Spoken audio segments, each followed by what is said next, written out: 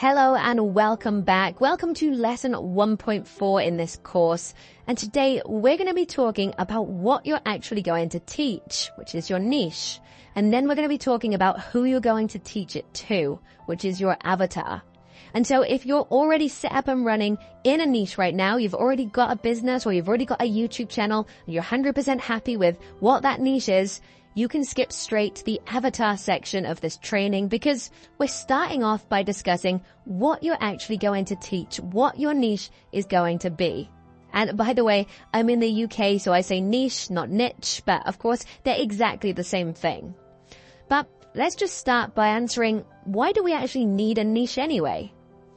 Well, in terms of YouTube, it's much harder to grow without a niche if you're just uploading videos on any random topic that pops into your head. If one day you're talking about fitness, then the next video it's on sewing, and then growing on LinkedIn, you don't build an engaged following because some people may subscribe for the fitness videos and then have zero interest in the other topics you talk about. People don't understand your channel, and neither does the YouTube algorithm, so it's never sure who to push your videos to. In fact, here's what YouTube themselves have said on the topic. They say, when creators first start out, many assume that it's best to make their videos appeal to the broadest audience possible. However, we've seen creators find success by tapping into smaller, passionate niche communities. These niches vary in size from huge communities, like those who play the game Fortnite, to smaller communities like antique car collectors. Groups like these are seldom served by traditional media, so they're usually more enthusiastic when they find a show tailored to their interests. And their enthusiasm can lead to more views, watch time, and engagement because viewers found like they found a show made specifically for them. But even more crucially, in terms of helping people, making money, and growing your YouTube business, there's an important phrase: the riches are in the niches. You might have heard that before, but I believe it's very true. If you try to help everyone with everything, you end up not really helping anyone with anything. Because when someone wants help with something, they want to hear advice from the expert on that topic. This is why I never recommend someone advertise their services as a general life coach, because that's so broad and unspecialized. And you may genuinely be able to help people with mindset, goal setting, losing weight, and 100 different other things to improve their life. But people want the specialist, not the generalist. Because if I did want help losing weight, I'd be much more inclined to listen to and buy from the person who specializes in weight loss, rather than a general life coach who deals with everything. Plus, when searching for weight loss help, I'm much more likely to find the person who has a library of videos on weight loss rather than the general life coach. So, the bottom line is that having a clear niche has a huge amount of advantages. So, to begin with, we want to pick one niche and dominate it, rather than constantly switching around and being unclear what we specialize in and what our topic for our channel actually is. The question is then, what should your niche be? Well, as we said earlier, everyone, every single person has something they're better at than most other people. In fact, you probably have quite a few things. Now, if one very specific thing is immediately coming to mind right now, then there's a high chance you already have your niche right there. You already know instinctively what you're going to be making videos on and helping other people with. However, it's quite normal if that isn't the case and you're not sure at all what niche to pick. So I've created an exercise you can do to help discover the right niche for you. And stage one is brainstorming. The simplest starting point is to write out a long list of options by answering each of these questions. What do you enjoy doing? And we're not talking lifelong passions here, just things you quite enjoy doing. What do you spend a lot of your free time on? And what subjects could you talk about for hours? What hobbies, interests, or topics do you enjoy the most? What area of life do you wish you could spend more time on? What comes naturally to you? What are some of the things you're best at? If your friends or family were asked, what would they say are your best talents and skills? When people have asked you for help in the past, what have they been asking for help with? And what are you better at than the majority of people?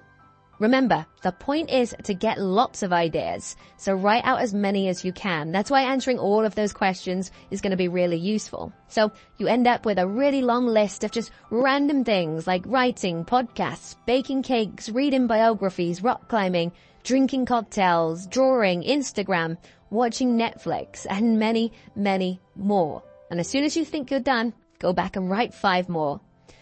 You can even ask some people close to you for their unbiased opinions on what you're good at if you're really struggling to get those last few ideas down. But once you've done this brainstorming stage, the next stage, stage 2, is to shortlist. You're going to go down every item on your list and circle the ones that meet both of these 2 criteria. Number 1, you are good enough or know enough about this topic to help other people with it. Remember, you don't have to be the number 1 expert at all. You just have to know more than the majority of people. Don't be modest here. If someone had no experience at all with X, replace X with every single one of the things you've written down, could you help them in a meaningful way? If you can, it passes the first criteria, but does it pass the second criteria, that you reasonably enjoy it, to the extent that you would be happy to create videos related to that topic? So essentially with this stage, we're looking for the things you're both good at and you actually enjoy. Because if you're good at it and you like it, it has real potential to be your niche. And the reason for this is simple. We need something you would be able to genuinely help other people with so that your videos are valuable and people want to work with you and buy from you eventually. But we also need something you're going to like doing and enjoy making videos around so you don't get burnt out. Stage 3 then is to niche up or down. For those circled items on your shortlist, we now want to ask 2 questions. Is it too broad? And is it too specific? Because we want to find that sweet spot, which means that it's still relatively specialized. So in other words, it's quite niche, but without being so specific that only a really, really tiny amount of people would actually be interested. Here's some examples of what I mean. If you've written fitness or health, that's probably a little too broad. Remember that to stand out and command higher prices, we want to be the specialist, not the generalist. And so those 2 topics, fitness and health, that covers so much.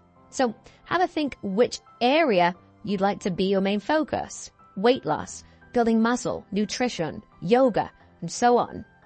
On the flip side though, if you've written that you're both good at and you enjoy designing logos, well, that may be hard to make lots of videos purely on that topic. So in that case, it might be worth expanding to the broader skill set of graphic design. Because you can still heavily focus on helping people design logos, but then you have more flexibility and options of the videos you can make and more options for the products and services you can sell because you're not as confined to something quite so limited. I should point out though, with niching up and niching down, there's no exact right or wrong here. But with some logic and a little research, we can normally take a pretty good guess at least. For example, if you can think of countless sub-niches within your topic, you may have gone too broad. On the other hand, if you're already struggling to think of a bunch of different video ideas that you could make on that topic, it's probably too specific. But then, the final part of this stage is that for the items that are too broad or too specific, you simply substitute it for something similar that falls within that sweet spot. And if you're not 100% sure at this point, don't worry, the next stage it'll become clearer. But if you do have something like fitness written down, like we said, go a bit more specific. Or if you do have something super specific like designing logos, just go a bit broader. Try and find that sweet spot that fills the right balance between the 2. But again, don't worry too much because when we move on to this final stage, it should hopefully become clearer, which is stage 4, the business test. So, for every remaining item on our shortlist, everything that's still in play here and could be a potential niche because it's past those first 3 tests, we now need to think critically about the business potential of each idea. In other words, whether we can turn it into a legitimate business and a legitimate YouTube channel that there's demand for. For example, if you have items on your shortlist like nutrition, productivity, marketing, dating, These are all great because common sense tells us people would absolutely be interested in learning more about these topics, both through free videos and through paid products and services that you're going to create, such as a coaching program or a course or system you sell. Of course, people would be interested in buying courses and products and coaching around those kind of topics. But common sense will also tell us that some items on your shortlist aren't going to be things people are as likely to pay to learn. And that doesn't necessarily mean the item is a write-off. It means you have to see if you can morph that idea into something similar that has more business potential.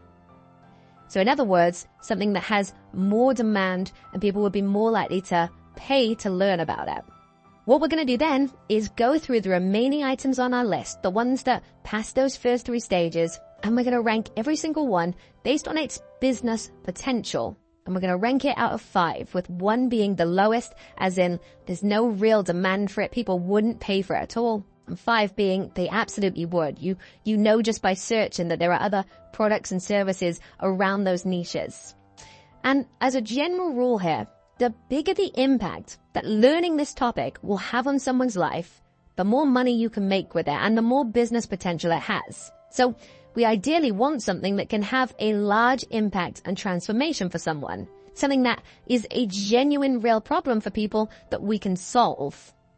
This is why niches around making more money and building wealth are almost always some of the most profitable. If you can teach someone a skill or system that allows them to increase their income, whether that's investing, social media marketing, or one of thousands of other things, of course they're going to be willing to pay more because of the bigger impact it will have on them. But it's not just things related to making money that can have a big impact on someone's life. If you can help someone become more confident or get the body they want, get the lifestyle they want, get the partner they want, anything that can achieve a serious transformation in their life, it deserves a high rank on your list because people are willing to pay high ticket prices for those kind of things, as long as you market it correctly like we're going to show you in this course. So once you've taken a minute to score the circled items on your list based on how much business potential you estimate they have, it's then time to make a decision on your niche.